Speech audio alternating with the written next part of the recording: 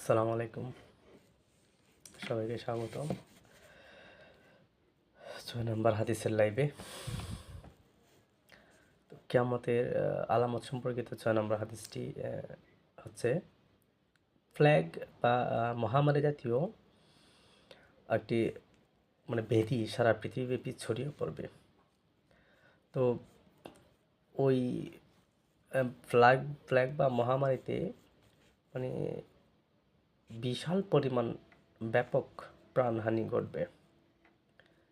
তো ওই মহামারীর উৎপত্তিস্থল আবার জেরুজালেম থেকে।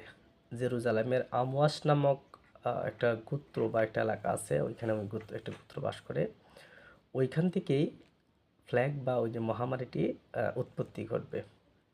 এটা সারা পৃথিবীব্যাপী কি বলি আমরা লাস্টে যে দেখলাম করোনা ভাইরাস মহামারী, এরকম করোনা মহামারীর মতো সারা পৃথিবীব্যাপী এটা ছড়িয়ে পড়বে। এবং এতে প্রাণহানি কেমন হবে সেটা আমরা হয়তো এখন চিন্তাও করতে পারতেছি না। তো যাই হোক, করোনা মহামারী তো আমরা দেখেছি, প্রত্যক্ষ করেছি। তো ঠিক ওই রকম ভয়ঙ্কর মহামারী, মৃত্যুহানি ঘটবে মহামারীতে। ওই মহামারীতে এইটার একটা সমস্যা হবে, মেজর যে প্রবলেম সেটা হচ্ছে ফুসফুসে এক ধরনের ইনফেকশন হবে। ওই ইনফেকশন থেকে শ্বাসকষ্ট বেড়ে যাবে।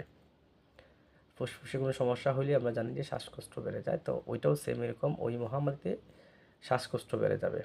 তো এটা হচ্ছে কিয়ামতের ছোটো যতগুলো আলামত আছে তার মধ্যে অন্যতম একটি আলামত হচ্ছে ওইটা যে কিয়ামত যত ঘনিয়ে আসবে তার পূর্বে ছোটোগুলোর মধ্যে এটা ফ্ল্যাগ বা ওই যে মহামারী যেটা, ওইটা হচ্ছে অন্যতম একটি নিদর্শন যে কিয়ামত খুব নিকটস্থ, আমাদের পাশেই কিয়ামত।